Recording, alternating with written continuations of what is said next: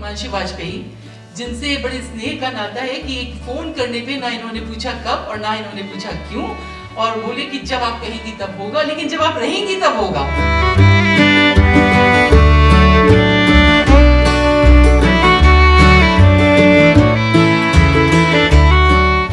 तेरे माथे पे ये आंचल बहुत ही खूब है लेकिन, तेरे माथे पे ये आंचल बहुत ही खूब है लेकिन, तो इस आंचल से एक परचम बना लेती तो अच्छा।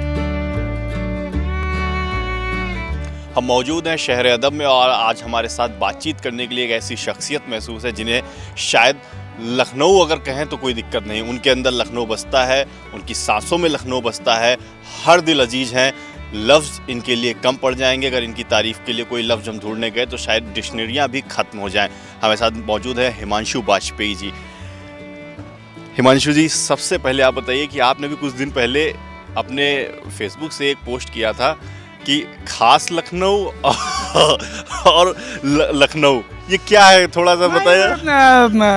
वो थोड़ा असल में मस्ती में कुछ चीज़ें करते हैं कुछ दोस्तों के, लेकिन इसके पीछे जो एक वजह है, जो संजीदा बात है, वो ये है, हमें ऐसा लगता है कि जिसे हम नया लखनऊ कह रहे हैं, यानी जहाँ विकास की सारी गंगा बह रही है, वो बहनी चाहिए, उससे कोई इनकार नहीं है, लेकिन हमें लगता है कि पुराने शहर जिसे हम असल लखनऊ मानते हैं, जिस लखनऊ की वजह से लखनऊ का शोहरा पूरी दुनिया में हुआ, उस पर भी थोड़ा ध्यान दिया जाना चाहिए। तो वो एक पीड़ा है, वो किसी का शेर है कि वो जो आब ज़र से रकम हुई थी वो दास्तान भी मुस्तनद, वो जो खून दिल से लिखा गया था वो हाशिया भी तो देखते। तो वो जो लखनऊ है, तो मेरा ये कहना है, अगर गोमती नगर में आप 500 करोड़ लगा रहे हैं तो किसी कश्मीरी मोहल्ले में, किसी नखास में, किसी रतखाने में, किसी रस्सी बटान में, किसी मौलवीगंज में, किसी राजा बाज़ार में, किसी रकाबगंज में, किसी पांडेगंज में आप 10 करोड़ ही लगा दें।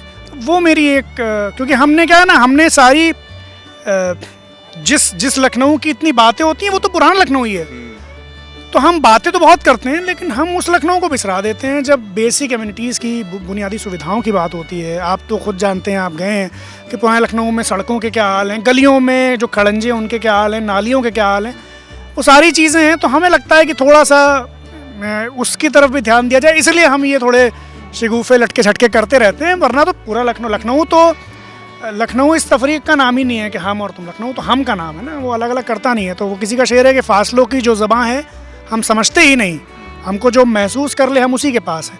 तो ये तो मेल मिलाप का शहर है, लेकिन थोड़ा सा एक ध्यान दिलाने की कोशिश होती है कि भाई वो भी थोड़ा देखो उस जैसे मैं आपको अगर डिटेल में जाएँ तो बहुत सारी इमारतें हैं जो बहुत इंपॉर्टेंट हैं, जो जिन पर लोग ध्यान नहीं देते, बहुत सारी जगहें हैं जो, या आप चौराहों पर मूर्तियों को देखें, बड़े बड़े लोगों की मूर्तियाँ लगी हैं लेकिन उनकी सफाई नहीं होती, उनका कोई ब्यूटिफिकेशन, कोई सौंदर्यीकरण नहीं। तो ये मेरी चिंता का विषय रहता है, इसलिए वो सब बातें रहती हैं।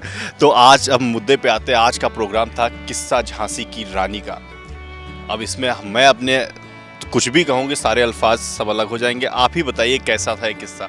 नहीं, ये किस्सा, पहले तो आपका बहुत शुक्रिया इसलिए कि आपने पूरी दास्तान सुनी, क्योंकि आमतौर पर पत्रकारों की भी इसमें गलती नहीं, क्योंकि उनको प्रेशर काम का इतना होता है कि उनको इतनी सारी जगह जाना होता है, कवर करना होता है, ये पूरा सुन नहीं पाते वो। लेकिन आपने सुना, मुझे अच्छा लगा।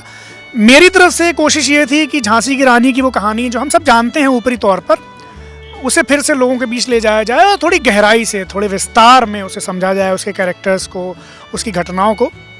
और चूँकि एक इंस्पिरेशनल कहानी है, ऐसी मिसाल हिंदुस्तान में तो क्या पूरी दुनिया में नहीं मिलती, जहाँ 23 साल की एक लड़की उस ब्रिटिश हुकूमत के खिलाफ, जिसके बारे में कहा था कि उसका सूरज ही नहीं डूबता कभी, लड़ी हो और इस बहादुरी से लड़ी हो। तो वो एक ऐसी वीरता की मिसाल है जो बहुत इंस्पिरेशनल है और हमेशा इंस्पिरेशन देगी। तो एक कोशिश थी कि वो लोगों तक पहुँचाई जाए। आपने इस पूरी किस्सा गोई के बीच हीरोज़ का जिक्र किया। हीरोज़ ने अपनी बुक में जो लिखा, हम चाहेंगे कि वो दर्शक हमारे सुने जरा। हीरोज़ जो था वो कमांडर इन चीफ रहा ब्रिटिश आर्मी का।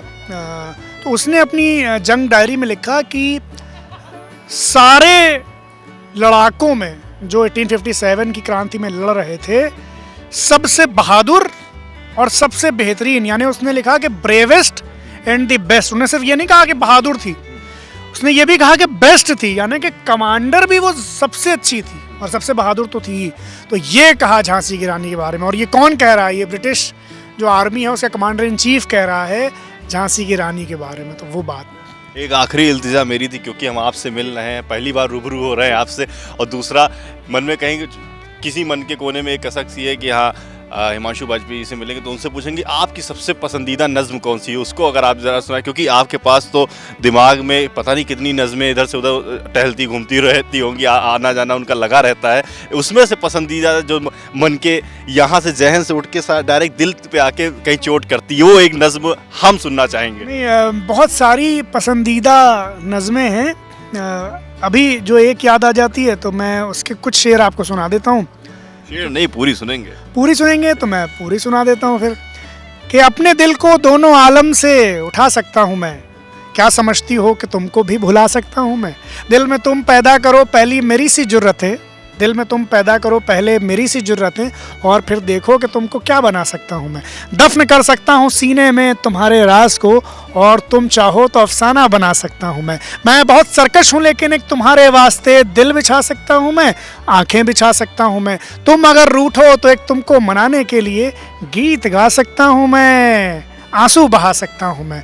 तुम के बन सकती हो हर महफिल में फिरदौसे नज़र, तुम के बन सकती हो हर महफिल में फिरदौसे नज़र, मुझको ये दावा कि हर महफिल पे छा सकता हूँ मैं।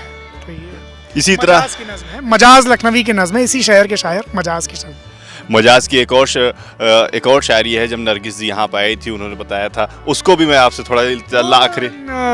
चूँकि मजाज बहुत पॉपुलर थे और नरगिस एक मुशायरे में आई थी तो वो ऑटोग्राफ लेने के लिए मजाज का गई, तो उन्होंने वो शेर उनकी नज़्म का है वो लिख दिया कि तेरे माथे पे ये आंचल बहुत ही खूब है लेकिन, तेरे माथे पे ये आंचल बहुत ही खूब है लेकिन, तो इस आंचल से एक परचम बना लेती तो अच्छा था। तो ये जो शेर है ये बाद में सारे जो हमारे आंदोलन हुए, फेमिनिस्ट आंदोलन, उन सब का एक तरीके से ध्येय वाक्य बन गया। यानी इससे मकबूल शेर और कोई नहीं है, जहाँ स्त्री चेतना की और स्त्री स्वतंत्रता की और स्त्री शक्ति की बात होती है, वहाँ ये शेर मजाज लखनवी का पेश है।